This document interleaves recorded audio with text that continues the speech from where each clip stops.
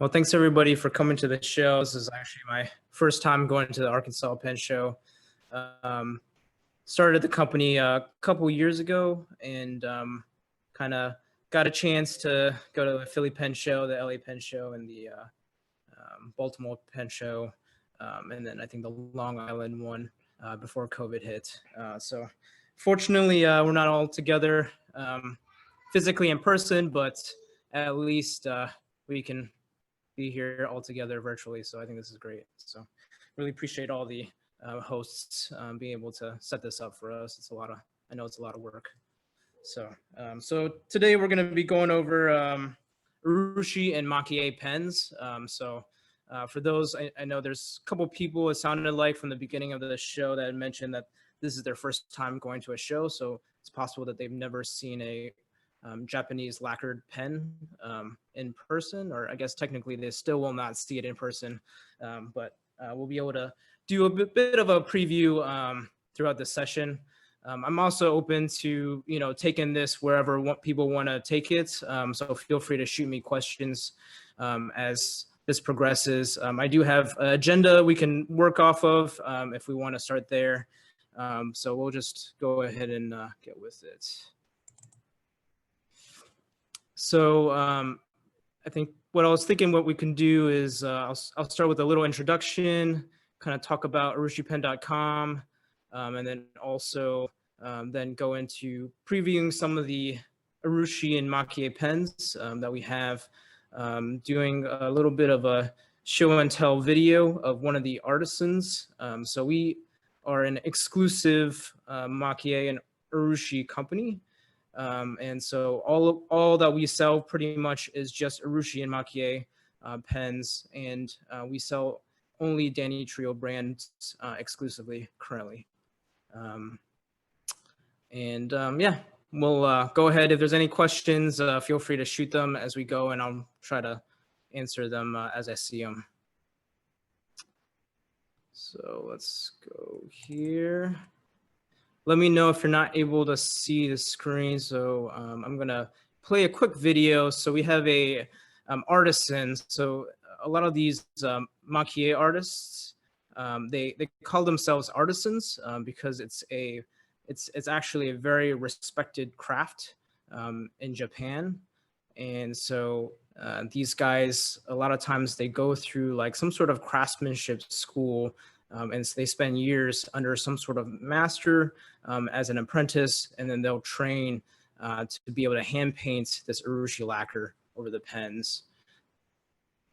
So one of the things that they're really good at doing is they're able to produce very beautiful artwork that can be inspired by Japanese history, heritage, and any other sorts. So I'm going to kind of play this video so you can kind of see one of the more famous ones from Danny Trio. His artisan name is Kogaku. His name is Kogaku, and you'll see that on his pens that he'll autograph. So let me know if you cannot see it, but we will play this.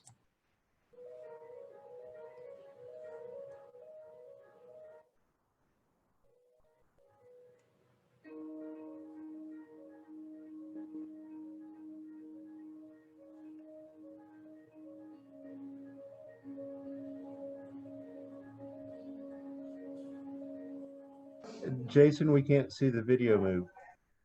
Oh, you can't see the video? Okay. Thank you for letting me know. It looks like just a still image.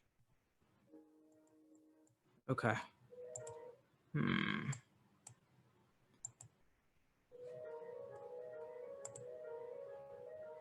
Still nothing. Still not. Okay. If it doesn't work, we can do something else. But let me try one more thing here.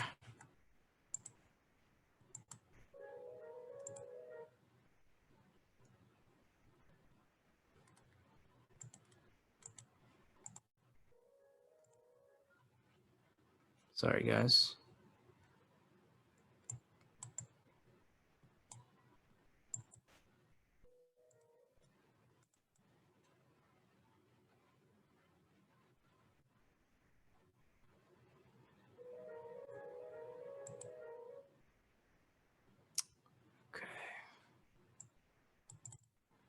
Okay, well, that's okay. That's okay.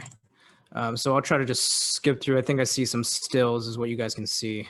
So essentially you have, and he's um, hand painting this artwork that he wants to transfer onto his ebonite body pen. And so he starts drawing it. He'll sketch it on this, I think it's like some sort of rice paper. And then he'll use urushi lacquer and start outlining it. And then once he outlines it, he actually wraps that paper around the pen. You won't see it in this video, but he'll wrap it around the pen so that he can basically see all the lines, the outlines of this dragon that he makes. And then that kind of allows him to be able to start transferring it on there. So there's assortment of different colors that they can blend. Everything's very manually done, and it requires a lot of craft to be able to get it to a consistent color. Something that's just really unique with urushi lacquering is you can never produce the exact same color every time. So how this urushi is extracted is they actually pull the sap out of, it's abbreviated as urushi trees, and you can find them in East Asia, and they extract this sap and then they put it through a filtration type of system. And actually the filtration system is really just them squeezing a lot of this through this cloth to be able to get it out. And I think the thicker that they're able to get this urushi, the higher quality it is. So then they can blend it with different colors and create different artworks. I guess it's not really showing up. Okay, that's okay. All right.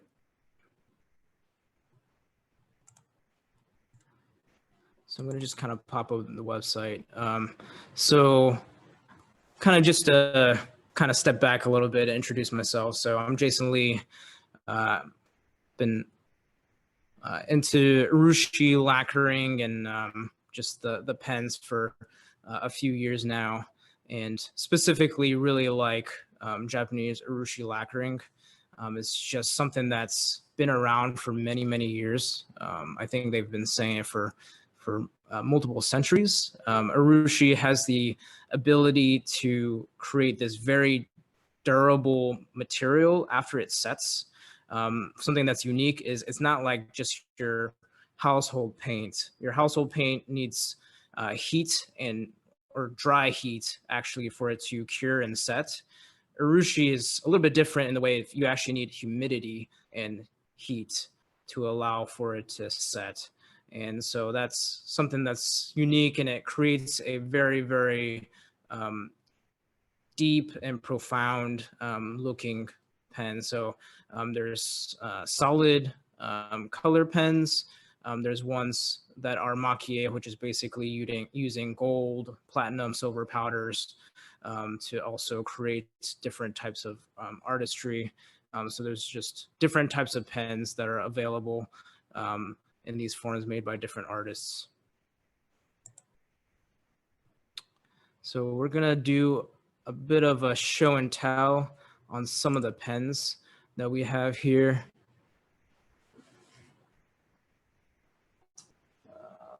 So I know we were talking about big pens at the beginning of the show. I think people were mentioning about Goliath.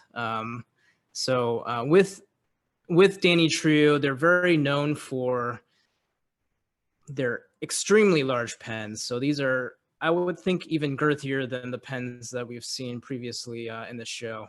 And the reason for these larger pens is it also allows for the artisan to have this like bigger canvas for them to really showcase all of their mastery. So we're going to start with something. It's what they call a basic paint, but it has a beautiful Tamaniri finish on it. So this one's a Tamaniri in Ao on Yokozuna. So we're gonna pop it in here right now. All right. So yeah, as you can see, it's a really, really thick pen. I'm a short guy. I'm 5'5", so you can kind of see maybe proportionally my hands with respect to this pen. But this is what they call and is it freezing here? It looks like it froze. It's okay. So Ao basically means blue in Japanese, but what's interesting is back in the day in Japan, blue and green, or I should say green, didn't really exist as a color. So this pen, if you actually see through that top transparent layer, it is it's actually like bluish, greenish underneath. So pop it back open again. And then you can see that with Danny Trio pens, they're really well known for using maki-e artisans. So that's why you saw that autograph at the very bottom with the red maki-e artisan signature. So the difference between just I guess you can say regular urushi artisan, not trying to downplay anything, versus a maki-e artisan is a urushi artisan. They can hand paint their urushi. They've been working on urushi for maybe some years, but for someone to be a maki-e artisan, they actually have to be recognized for their craft and have even more years of experience working on urushi and the maki-e artworks. And they're recognized by the Japanese government. So they'll be in a lot of urushi exhibitions in Japan. So that was a big one. I'm gonna actually pop open this pen so you guys can see the nib here. See if we can get a good view here. So you can kind of see this one has it's a fine nib right here. And it's got the very standard number 8 Danny Trio design. And it's got a 18 karat gold nib.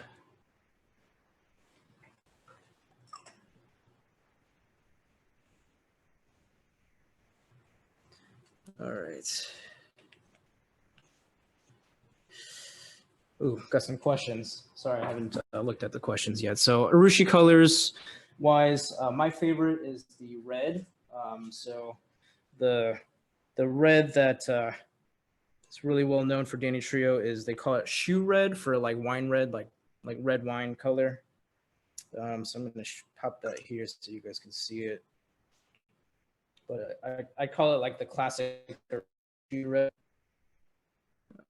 It's always very difficult to showcase Tominiri under the camera just because it looks different at different lights, and photography and video just cannot capture the beauty in its entirety. But this is one of my favorite reds. It's this deep dark red. It's actually a little bit brighter than what's shown here, but again, lighting can make all the difference here. So I wish I had a better quality camera, but this is what we're working with. So again, this has a number 8 nib on there, and you can see the traditional Danny Trio design. So with Tominiri, how they basically set it up is there's a transparent outer layer so you can see through, and then at the very end, it's very common to see the edge tones shown, so you can really see the red a lot more on the edges of the pen. So yeah, you can see it here.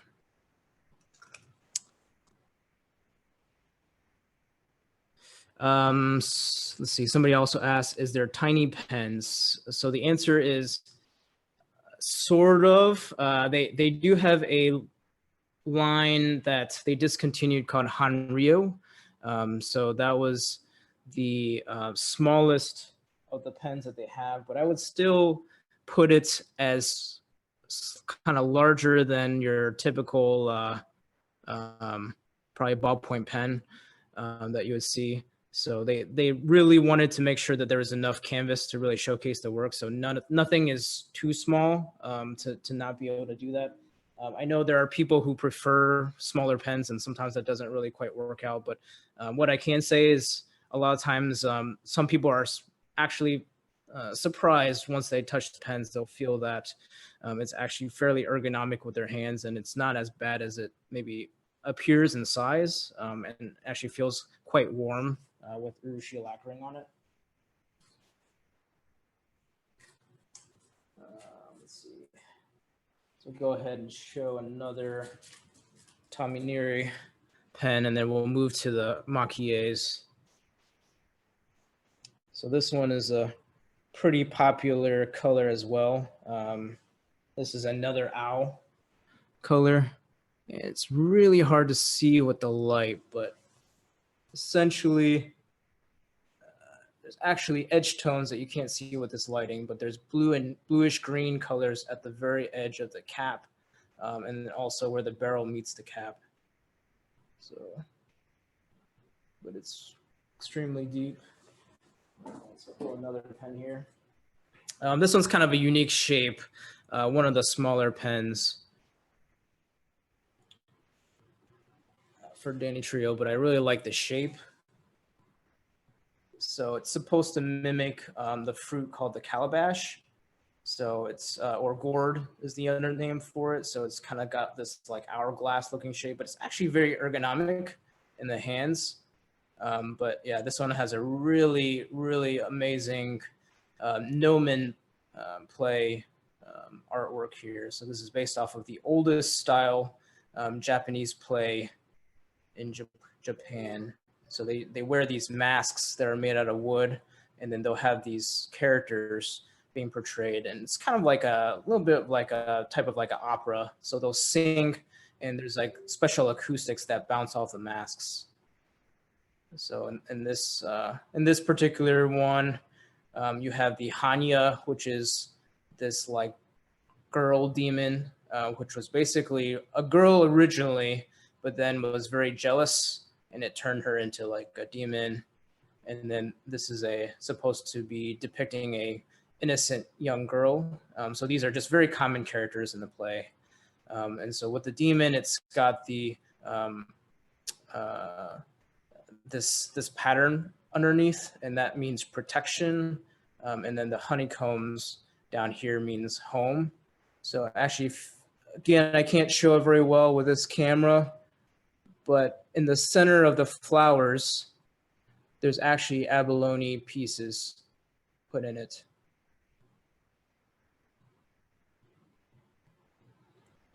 So it's really incredible because they've made many, many of these. This one's actually featured in the Pen World magazine. And sorry, my hand is very shaky. But yeah, just absolutely stunning there. So this one's got a number 6 nib.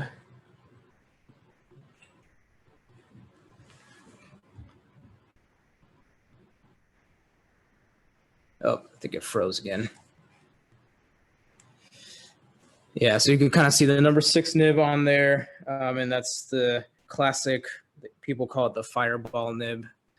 So it's supposed to be a symbol that is commonly found on the back of Buddhas.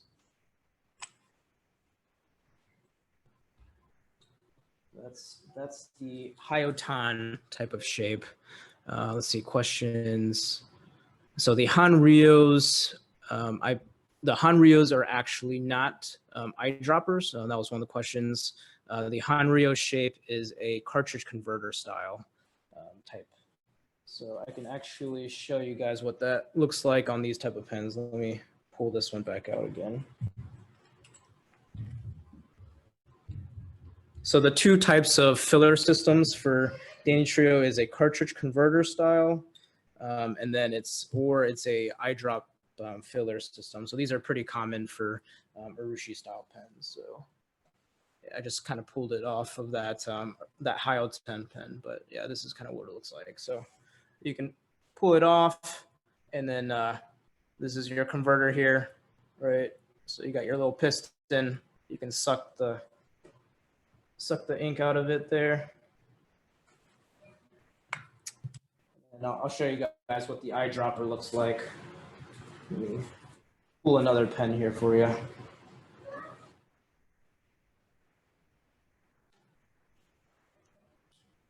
So another gigantic pen, but this is to mimic the look of a bamboo.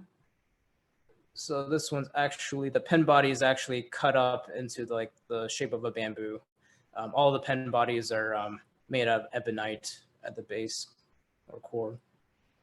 So another beautiful one. So this one, if you look carefully, has maki-e powder on it. So it's got the gold powder sprinkled on there very delicately with a Taminuri clear coat finish at the outside. So I'm going to kind of show you guys what the eyedropper system looks like here for filling. So if I open this up, it's kind of hard with the clothes, it's slippery.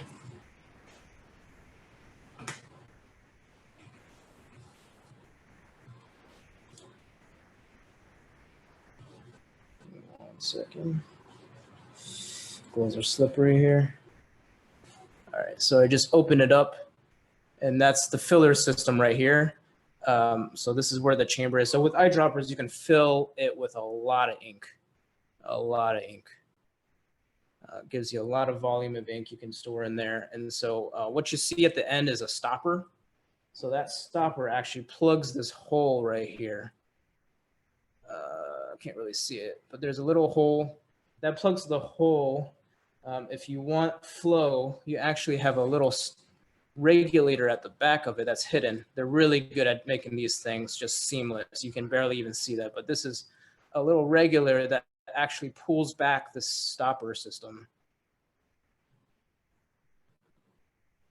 But yeah, so if somebody wants a lot of flow, they open this thing like wide open.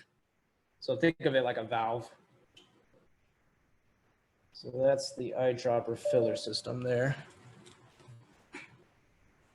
So next, let's take a look at some maki-e artwork.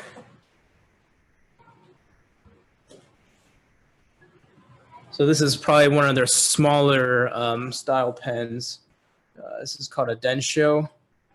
So it's still an eyedropper filler system. But something I really like about this one is I really love the deer artwork. And then again, on the eye, if you look carefully, the eye reflects, and that's also made out of an abalone piece. So yeah, just really well use of Raiden. At the bottom, you can see again the sparkles. So that's the gold maki-e powder. A lot of these type of kind of what would you describe this type of characteristic with the kind of specked powder on urushi is to mimic what they call nashiji, so Asian pear. So if you actually look at the skin of an Asian pear, there's this texture on it, and it really leaves a nice finish on the pen. So, but yeah, with the densho, it's an eyedropper filler system.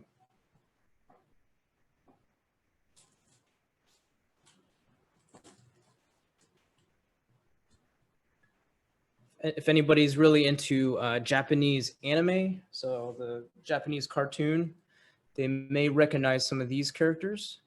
So these are based on a very, very famous folktale that came from both China and I think Japan got also inspired by it. So that's why they have it on a lot of their artworks. But it's of the Monkey King. So it's called Sayuki is the story. So you got the Monkey King, you got the half pig, and then you have the monk. So just if you look really carefully here.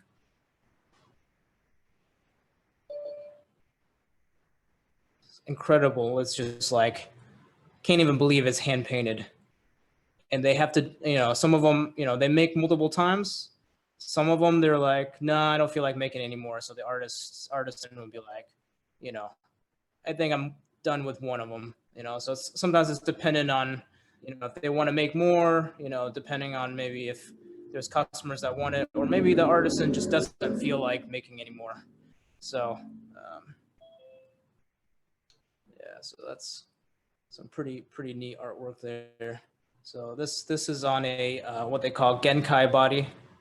So this is actually one of their kind of longer pens. Also one of their most popular pen body lines. Another Genkai that I have here is pretty incredible artwork with what they call 100 kids. So I believe there's actually 100 kids on here if they're actually calling 100 kids. I haven't actually tried to count, but they're trying to depict kind of youth and innocence in these pens. So somebody is literally hand painting every single one of these kids. So, and this is actually painted by another well-known Danny artist. His name is Kosetsu or Tatsuya Todo.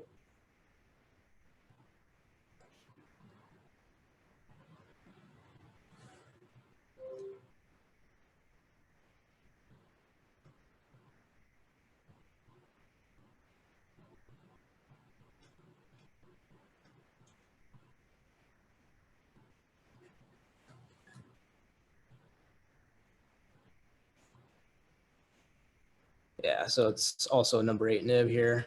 And you can even see on the section, there's some artwork on there.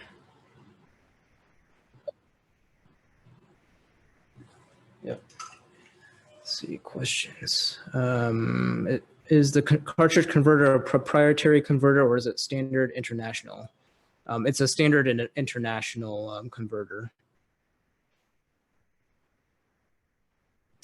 Let's see. Somebody also asked, is it poor planning on the part of the bigger pen companies to make urushi body or urushi pens on plastic bodies instead of ebonite?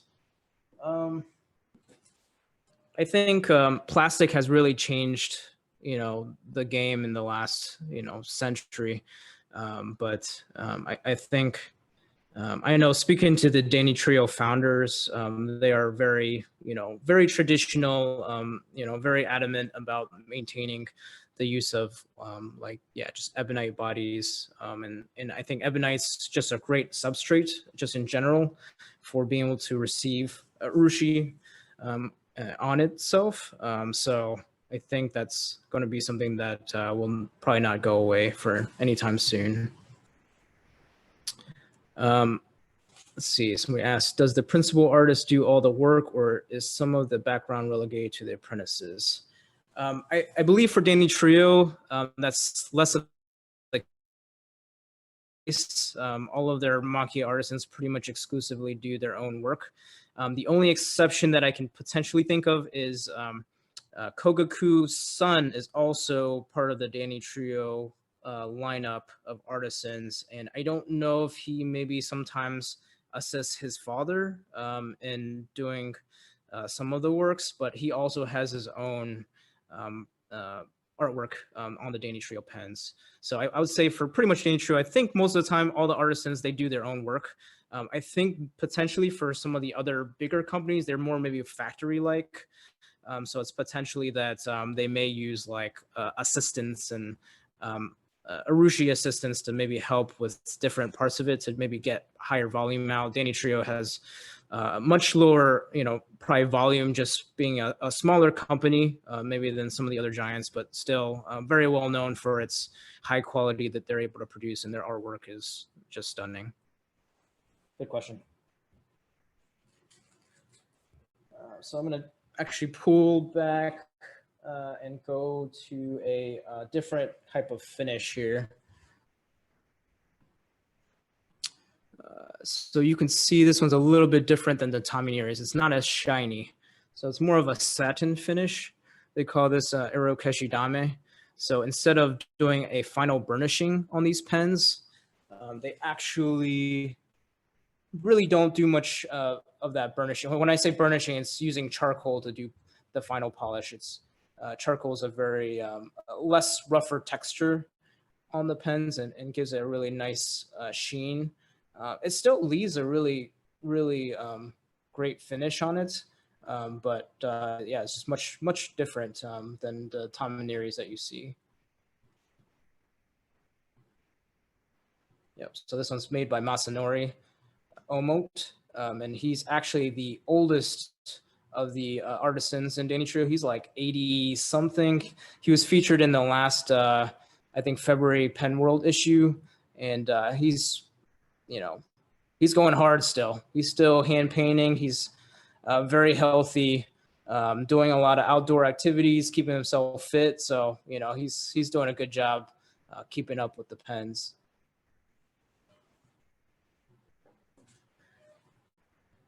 Let's see, somebody else had a question. Do you deal exclusively with Danny Trio? Do you offer other brands?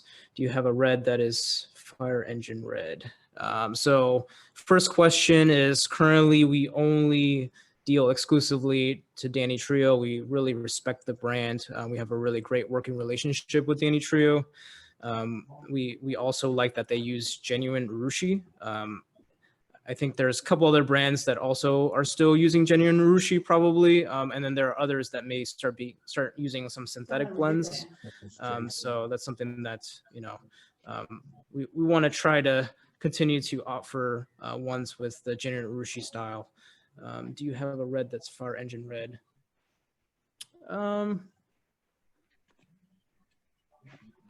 We don't have any on hand. That's the Fire Engine reds, but we can definitely look into that. I know they've made some that are more of the Fire Engine red colors. So I'm not sure if they still have any inventory over at the warehouse over there, but we can definitely look into that. Oh, shoot, looks like we're going to move into the next thing. So yeah, if anybody has any questions, feel free to send us an email. I'll just go ahead and send my email, put my email right here. All right. I want to thank you, Danny, Jason for the presentation, and I really like the idea that you can get a pen on layaway for up to 6 months. Oh, thank you. Yes, yes. We wanted to be able to offer the option to make it accessible to everyone. So. All right. Thank you. Thank you. All right. Thank you.